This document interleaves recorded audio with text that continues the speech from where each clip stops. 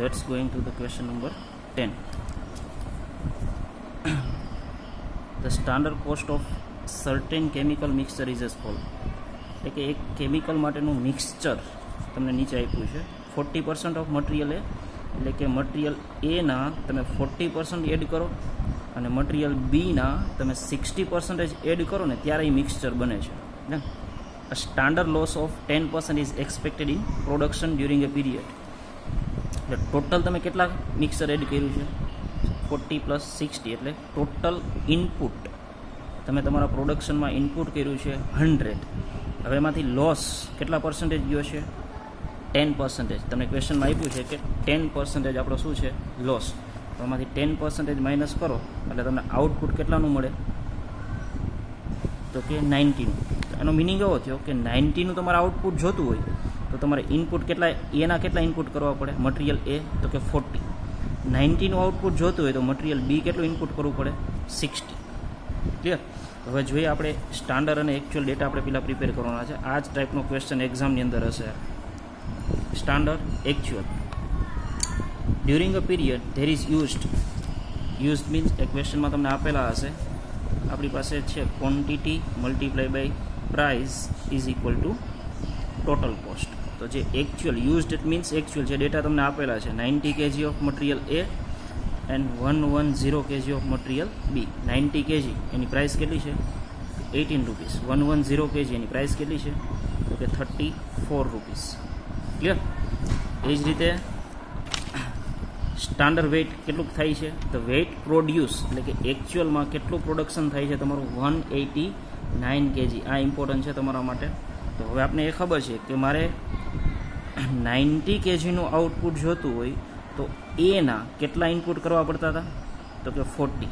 તો મારે 189નું આઉટપુટ જોતું હોય તો એના કેટલા ઇનપુટ કરીશ. એવી જ રીતે બીમાં 90નું આઉટપુટ જોતું હતું તો હું કેટલા ઇનપુટ કરતો હતો તો કે 60. તો 189ના આઉટપુટ માટે હું કેટલા ઇનપુટ કરીશ એ ચેક કરવાનું. 189 multiply by 40 divided by 90. 189 multiplied by 40 divided by 90 is equal to 84. Same way 189 multiplied by 60 divided by 90 it means 126. તો અહીં આપણી સ્ટાન્ડર્ડ ક્વોન્ટિટી મળી ગઈ. Multiply by price is equal to total cost. એની standard quantity મળી આપણે 84 આપણે fine કરી. બીની સ્ટાન્ડર્ડ ક્વોન્ટિટી મળી આપણે 126 જેની પ્રાઇસ ઓલરેડી ક્વેશ્ચનમાં આપેલી જ છે તમને. પ્રાઇસ છે 20 and 30 multiply by 20 multiply by 30. આનું મલ્ટીપ્લિકેશન કરીને આપણે રાખી દઈશું. 84 into 20 is equal to 1680. 126 multiplied by 30 is equal to 3780. એવી જ રીતે અહીંયા 90 multiply by 18 is equal to 1620. 110 multiply by 34 3740. Total actual quantity 200. Total standard quantity 84 plus 126 is equal to 210. total standard cost 1680 plus 3780 is equal to 5460. Same way 1620 plus 3740 is equal to 5360. હવે તમને standard લેવલે percentage આપેલા છે. Loss કેટલા percentage જાય છે આ તમારું ઇનપુટ છે. 210 kg તમે ક્વોન્ટિટી ઇનપુટ કરી છે એમાં 10% લોસ એટલે કે 21 રૂપિયાનો 21 કિલોગ્રામ લોસ થાય છે. 210ના 10% એટલે 210માંથી તમે 21 લેસ કરશો એટલે 189 kg આ તમારો લોસ એકચ્યુઅલ પ્રોડક્શન આવી જાય. આ સ્ક્રેપ છે. Scrap means loss. આના તમે વેચવા ગયા અને કાંઈ પૈસા મળ્યા હોય તો આમાંથી માઇનસ થઈ જાય, પણ કાંઈ મળ્યું નથી. આપણે ક્વેશ્ચનમાં કંઈ કીધું નથી એટલે કોસ્ટ આપણી કેટલી રહી સેમ. જે બિફોર લોસ કોસ્ટ હતી એ જ કોસ્ટ આફ્ટર લોસ રહી, કેમ કે આપણે કોસ્ટમાં કંઈ ફાયદો થતો નથી. સેમ વે હવે અહીંયા શું કરવાનું एक्चुअल प्रोडक्शन आपने खबर है एक्चुअल प्रोडक्शन केटલું છે 189 આ एक्चुअल प्रोडक्शन ना बे सेम होवा જોઈએ खास याद रखજો આપણે खबर છે एक्चुअल प्रोडक्शन 189 છે तो लॉस एक्चुअल में लॉस केटलो गयो तमे धार्યું હતું કે 21 किलोग्राम નો लॉस જશે एक्चुअल में गयो છે 189 माइनस 200 करो એટલે કે 11 kg નો लॉस गयो છે खाली કેટલો મને स्क्रेप ना कई पैसा મળ્યા નથી કોસ્ટ કેટલી થઈ 5360 में 189 નું आउटपुट મળ્યું તમે વિચાર્યું હતું 5460 में 189 નું आउटपुट મળશે એટલે ફાયદો થયો છે ક્લિયર હવે આપણે આ ડેટા કમ્પ્લીટ થઈ ગયા છે હવે તો આપણે જેમ રેશિયો ફાઇન્ડ કરતા સોરી જેમ આપણે ફોર્મ્યુલાથી વેરિયન્સીસ ફાઇન્ડ કરતા હતા એમાં કયો વેરિયન્સીસ પૂછ્યો છે પહેલો છે મટીરિયલ પ્રાઇસ વેરિયન્સીસ તો આપણે મટીરિયલ પ્રાઇસ વેરિયન્સથી જ ફાઇન્ડ કરશું કોસ્ટ નહીં કરીએ પ્રાઇસનો difference standard price minus actual price in bracket price है तो 12 हमेशा शू आवशे क्वॉन्टिटी और 12 क्वॉन्टिटी हो तो एक्चुअल एमां ए नी एक्चुअल क्वॉन्टिटी केटली है तो कि 90 बी नी एक्चुअल क्वॉन्टिटी केटली है तो कि 110 स्टान्डर्ड प्राइस केटली है 20 माइनस एक्चुअल प्राइस 18 बी नी स्टान्डर्ड प्राइस 30 माइनस 34 એટલે અહીંયા આવશે 180 અહીંયા આવશે 440 પણ કેવા માઇનસ થશે ને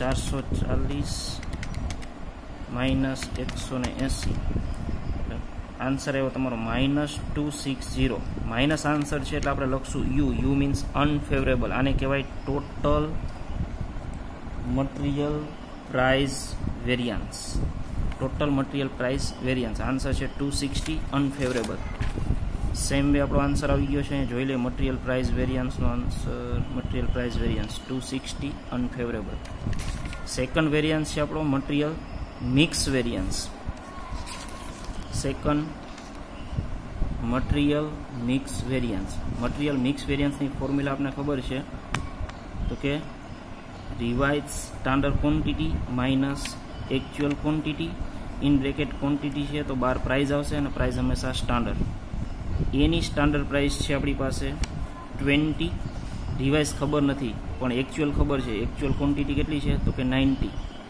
बी नी स्टान्डर्ड प्राइस है 30 एक्चुअल रिवाइज खबर नहीं पण एक्चुअल खबर है 110 वेर हवे आपणे शुं फाइंड करशुं where RSQ revise standard quantity जेनी फॉर्म्युला है total actual quantity upon total standard quantity multiply by standard of one material तो टोटल एक्चुअल क्वॉन्टिटी एक्चुअल नो टोटल केटलो छे बिफोर लॉस लेवानो केटलो छे तो कि 200 टोटल स्टान्डर्ड केटलो छे तो कि 210 210 मल्टीप्लाई बाय स्टान्डर्ड लेवाना वन ना स्टान्डर्ड केटला एवा छे आपणी पासे 84 અને बी ना छे 126 एक वखत 84 आरे मल्टीप्लाई करशो એટલે ए મળશે एक वखत 126 आरे मल्टीप्लाई करशो એટલે बी ना रिवाइज મળશે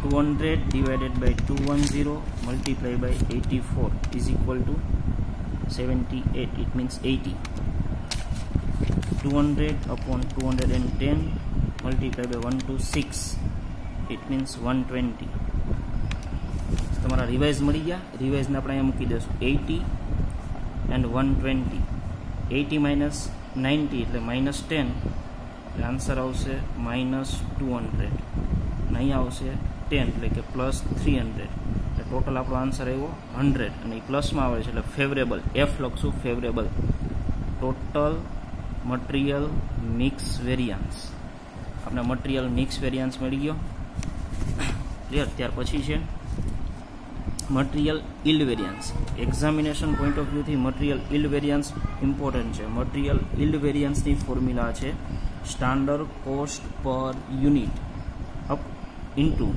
actual yield minus revise standard yield આવી ફોર્મ્યુલા છે તો સ્ટાન્ડર્ડ કોસ્ટ પર યુનિટ આપણે કઈ રીતે મળશે તો કે standard cost 5460 upon standard quantity 189 actual એટલે કે actual production 189 minus revise standard આપણી પાસે નથી, આપણે ફાઇન્ડ કરશું. વેર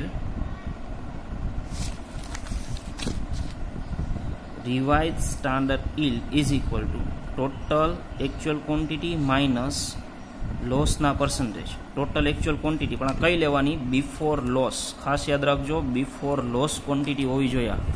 તો બિફોર લોસ ક્વોન્ટિટી આપણી પાસે છે 200 एक्चुअलમાં. એ લખશું 200 માઇનસ આના જ 10%, કેમ કે લોસના પર્સન્ટેજ 10 છે એટલે એના 20 માઇનસ થઈ જશે. કેટલા વધ્યા? 180. આ 180 આપણા માટે રિવાઇઝડ થઈ ગયા. અહીંયા માઇનસ કરી નાખશું 180. ક્લિયર? એટલે આપણી ફોર્મ્યુલા મળી જશે. પહેલાં આપણે આ કરશું 5460 divided by 189 is equal to આવ્યું આપણે 28.89. 189 માઇનસ 180 એટલે 9e. આ મલ્ટીપ્લાય કરશું, multiply by 9 is equal to આપને મળશે અરાઉન્ડ 260. પ્લસમાં આન્સર આવે છે એટલે આપણે લખશું ફેવરેબલ. આપણે ચેક કરી લઈએ છીએ યીલ્ડનો આન્સર આવી ગયો કે નહીં. Material yield variance 260. ક્લિયર?